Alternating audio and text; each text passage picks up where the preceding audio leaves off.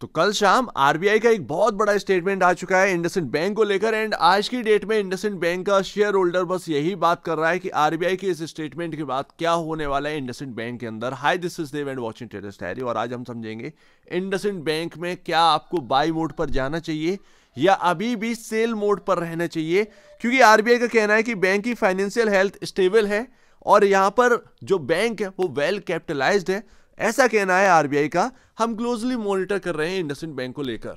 There is no need for depositors to react to the speculative reports at this juncture. अब यहां पर एक शब्द, एक लाइन आप देखिएगा, there is no need for depositors, यानी कि आरबीआई जो कुछ भी बात कर रहा है वो किसी इन्वेस्टर के लिए नहीं बात कर रहा है, वो सिर्फ और सिर्फ बैंक के डिपॉजिटर्स के लिए बात कर रहा है जो कुछ एफडीज अपना ओपन कराए हुए हैं इंडसइंड बैंक के अंदर या फिर अपना अकाउंट ओपन कराए हैं उसके अंदर डिपॉजिट किए हुए हैं अपना पैसा। ये बात यहां पर आरबीआई कर रहा है सिर्फ और सिर्फ डिपॉजिटर्स के लिए, ना कि इन्वेस्टर के लिए। तो ध्यान रखिएगा, आरबीआई को आपसे कोई लेना देना नहीं है, यानी कि इन्वेस्टर शेयर होल्डर से कोई भी लेना देना नहीं है, क्योंकि ये स्टॉक का भाव किधर जाने वाला है आरबीआई को उससे लेना देना नहीं है। आरबीआई को मतलब है तो सिर्फ और सिर्फ डिपॉजिटर मनी से। तो अब इसी बात को आप समझिए एंड इसीलिए मैं आपसे कह रहा था कल की डेट में जो वीडियो आई आपके सामने कवर किया था मैंने, एक्सटर्नल ऑडिट का रिपोर्ट अभी आना बाकी। यस, एक्सटर्नल ऑडिट का रिपोर्ट अभी आना बाकी है, बट इस स्टेटमेंट से शायद कल के दिन, मंडे के दिन, आपको एक जंप देखने को मिले। पॉसिबिलिटी है कि आरबीआई इतना बड़ा बयान दे दिया, शायद उससे कुछ इन्वेस्टर हिंट ले लें या फिर मार्केट के अंदर स्पेकुलेटिव चीजें हमें इस स्टॉक के अंदर देखने को मिले। आपको थोड़ा सा अलर्ट रहना। क्या अलर्ट रहना है? शायद आपको अगर एक तेजी देखने को मिले, चाहे वो 5% की हो, 7% की हो या 10% की हो, शायद वो एक एग्जिट रैली भी हो सकती है। बिकॉज ऑफ लोग जानते हैं यहां पर कि चलो ठीक है, अगर ऊपर ओपन हो गया तो यहां पर आरबीआई जो बात कर रहा है वो सिर्फ और सिर्फ डिपॉजिटर्स के लिए बात कर रहा है। अभी बैंक के अंदर का क्या है सिनेरियो वो एक्सटर्नल ऑडिट में निकल कर आएगा। बेच दो इसे, तो यही मैं आपको बता रहा हूं, शायद ये एक एग्जिट रैली हो सकती है। आप बाय मत करिए, ज्यादा बेहतर। और मेरा कहना यही है, क्योंकि मेरा कहना है, मैं आपको सिर्फ बता रहा हूं, करना आपको ही है। बहुत सारे लोग यहां पर सोचकर बैठे ही होंगे कि इंडसइंड बैंक में क्या करना है, मेरा उनसे क्या ही कहना है, सीधी सी बात है। बट मैं इतना कह सकता हूं कि यहां पर अगर आप बाई करने जा रहे हैं, किसी की नहीं सुन रहे हैं, तो अभी भी अगर आप बाई करने के लिए जा रहे हैं, मंडे को आप खरीदारी की सोच रहे हैं, मैं आपसे कहता हूं उतना ही खरीदिएगा जितना कि अगर कोई झटका भी लगे, क्योंकि नहीं पता भाई, इस वक्त 30% की जो गिरावट आई थी कोई निकल पाया क्या? आप चलो इधर बाय करके बैठे। एक्सटर्नल ऑडिट की रिपोर्ट है 15 अप्रैल, मान लीजिए 15 अप्रैल को आ गई शाम 7 बजे। जैसे ये खबर आई वैसे ही यहां पर जो है शाम 7 बजे 15 अप्रैल को आपके सामने एक्सटर्नल ऑडिट की रिपोर्ट आ गई। यहां पर आपके सामने कुछ और भी ज्यादा चीजें पाई गई। ऐसे में आप नेक्स्ट डे क्या आप बेच पाएंगे? क्या आप उतना रिस्क उठा पाएंगे? तो इसीलिए अगर तुम्हें बहुत इच्छा है बाई करने की, ये मेरा कहना नहीं है कि आप बाई कर लीजिए, अगर आप बाई करने के लिए जा रहे हैं तो उतना ही बाई करिएगा जितना कि आप झेल सकें उस जोखिम को। बस इतना ही मेरा कहना है। बाकी जो एक्सटर्नल ऑडिट है, ना मुझे पता ना आपको पता, वो तो आने वाला वक्त ही बताए कि क्या निकल कर आता। काफी वायरल हो रहा है ट्विटर पर इनसाइडर सेलिंग का यहां पर जो है एक ट्वीट। ट्रेंडलाइन डेटा यहां पर जून 2023 से जून 2024 का है। सीईओ सुमंत कतपड़लिया यहां पर अपना शेयर बेच देते हैं 118 करोड़ का 1437 रुपए पर शेयर के भाव पर। ठीक है भाई। उसके बाद CEO, deputy CEO Arun Khurana यहां पर बेच लेते हैं 70 करोड़ के शेयर 1451 पर ही। यह बड़ा इंटरेस्टिंग है डेटा वाकई में। कुल मिलाकर जो डेटा यहां पर है ना, ये यही सजेस्ट कर रहा है कि अभी कुछ भी हो सकता है। जहां तक है थोड़ा सा दूर रहिए, इससे बढ़िया और कुछ नहीं होगा। थोड़ा सा दूर रहिए इस स्टॉक से, ज्यादा बेहतर यही है।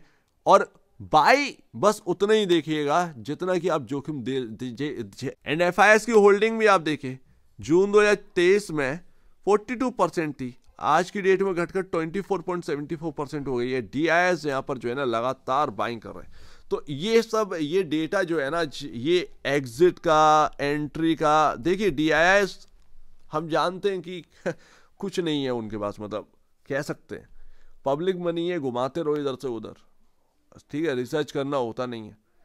वही सारी चीज़ें हैं इनके पास।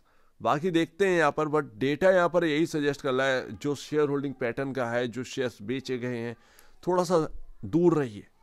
एंड लास्ट, तो अभी आप सोच रहे होंगे कि कल तो तुम ऑल टाइम हाई की बात कर रहे थे, उसका क्या हुआ, आज इतना नेगेटिव क्यों हो गया? नेगेटिव नहीं हो, कल मैं आपको यही तो बता रहा था कि एक्सटर्नल ऑडिट के ऊपर सब कुछ डिपेंड है। सिंपल सी बात है, आप उतना ही रिस्क लीजिए, क्योंकि एक्सटर्नल ऑडिट आपने देख ही लिया भाई कि अभी यहां पर जो है इंटरनल ऑडिट आया, क्या हाल हो गया, 30% टूटा कि नहीं टूटा। खुदा ना खास्ता है यहां पर जो है आपके सामने एक्सटर्नल ऑडिट खराब आ गया तो आप लेते देते रहेंगे, सिंपल सी बात है। तो वो ऑल टाइम हाई का जो है ना सिनेरियो, अगर आपका एक्सटर्नल ऑडिट सही निकला, यानी कि बैंक एक्सटर्नल ऑडिट से बच गई, जो 2.35% का पेन हमें जो देखने को मिला डेरिवेटिव पोर्टफोलियो में, उतना ही पेन एक्सटर्नल ऑडिट बता रहा है कि भाई इतना ही है, इससे ज्यादा कोई गड़बड़ी पाई नहीं गई है, तो यानी कि बैंक तो फ्री हो गई भाई एक्सटर्नल ऑडिट से। अब जो एक गिरावट आई है, सिंपल सी बात है, आप भी मार्केट कैसा है, एक रिकवरी तो हमें देखने को मिलेगी स्टॉक के भाव के अंदर। तो यहां पर आपके सामने उसके बाद क्या होगा, क्वार्टरली नंबर पर डिपेंड है। जैसे ही माइक्रो फाइनेंस का लोन यहां पर जो है आपका पेन जो है आपकी बैलेंस शीट में वो खत्म होता है, क्वार्टरली नंबर्स बहुत बेहतरीन देखने को मिलेंगे। ऐसे में और यहां पर सॉलिड रिकवरी हो सकती, तो कोई बहुत बड़ी बात थोड़ी है यार ऑल टाइम हाई का। उसके बाद अगर सारी प्रॉब्लम सॉल्व होती चली गई तो आने वाले टाइम में, कोई एक दिन की बात नहीं कर रहा हूं, आने वाले टाइम में ये हो सकता है, लेकिन उससे पहले एक बहुत बड़ा संकट है, रिस्क है। क्या कोई इसके लिए सही होना चाहिए? नहीं। तो मेरे ख्याल से जो ऑल टाइम हाई की बात है उसको भैया मिट्टी डालो इस बात को। अभी जो रिस्क है उस पर यहां पर जो है ना ज्यादा फोकस करिए कि आपको कितना रिस्क लेना चाहिए, कितना नहीं लेना चाहिए, क्योंकि मेरा मना करने पर आप थोड़ी मानने वाले हैं कि नहीं भाई इंडसइंड बैंक के शेयर मत खरीदो, तो आप थोड़ी मान लेंगे। आपको खरीदना है तो खरीदना ही है। तो मेरा कहना बस इतना ही है कि रिस्क को प्रॉपर यहां पर जो है समझकर आप जो है अगर निवेश भी करना चाह रहे हैं तो भाई आप निवेश करिए, अदरवाइज मेरा तो यही कहना है नो बाय। एंड कल जो एग्जिट रैली होगी उसमें भी पॉसिबिलिटी है आपका कि भाई बहुत सारे लोग एग्जिट करें। ये हो सकता है कल के दिन अगर आपके सामने 5% 7% का शूटअप देखने को मिल जाए, तो बस यही लोग बात करेंगे कि आरबीआई तो डिपॉजिटर्स के लिए कह रहा है, अभी हालात चेंज नहीं हुए हैं, तो ऐसे में शायद हो सकता है कि क्लोजिंग होते होते होते होते ये रेड में बंद हो जाए। तो कुछ कह नहीं सकते भाई, अभी आप कुछ नहीं कह सकते, लेकिन मेरा कहना यही है कि जो लोग सोच रहे हैं ना ऑल टाइम हाई को देखते हुए बाई कर लें, बहुत टूट चुका है, मत करना है, ऐसी चीज है, ये बहुत गलत है, यहाँ पर बैट आपकी पड़ जाएगी। ध्यान रखिएगा लोग इसके अंदर बैट ही कर रहे हैं, अभी किसी को कुछ नहीं पता एक्सटर्नल ऑडिट कैसा है या नहीं है, ठीक है ना। तो वही मैं आपको बताने की कोशिश कर रहा हूँ, थोड़ा सा बच बचा के रहिए, ऐसी चीजें मार्केट के अंदर हो चुकी हैं। बाकी जो इनके प्रमोटर हैं या जो सीईओ हैं वगैरह वगैरह, वो यहाँ पर थोड़ा बेच रखे हैं, तो आज की खबर नहीं है, बहुत पहले की खबर है, ठीक है। तो उसको भी जरा देखिए, और सब 1450 1470 के भाव में निकल गए। तो वही तो मैं आपसे कह रहा हूं कि यहाँ पर थोड़ा सा ना बच के रहिए, ये मत सोचिए कि बहुत टूट चुका है, टूटने वाला और टूट जाता है, हमने टूटते हुए देखा है।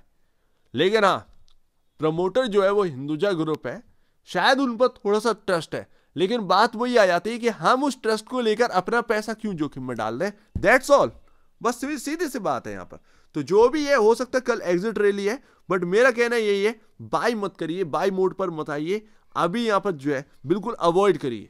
पहले सारा मामला सुलझ जाने, ज्यादा से ज्यादा एक्सटर्नल ऑडिट के ऊपर कितना यहाँ पर ऊपर ओपन हो जाएगा, ज्यादा 10%, इससे ज्यादा तो नहीं होगा ना, आपको बाय करने का चांसेस तब भी मिल जाएंगे, ठीक है ना। सो उम्मीद है काफी कुछ आपको समझ में आया होगा। एक बार निवेश से पहले या बेचने पहले अपने ब्रोकर एडवाइस से जरूर सलाह लीजिए, खुद की स्टडी करेगा, उससे बेहतर कुछ भी नहीं, खुद की स्टडी ही मस्ट है। तो आप दीजिए वीडियो देखेंगे, बहुत धन्यवाद दोस्तों।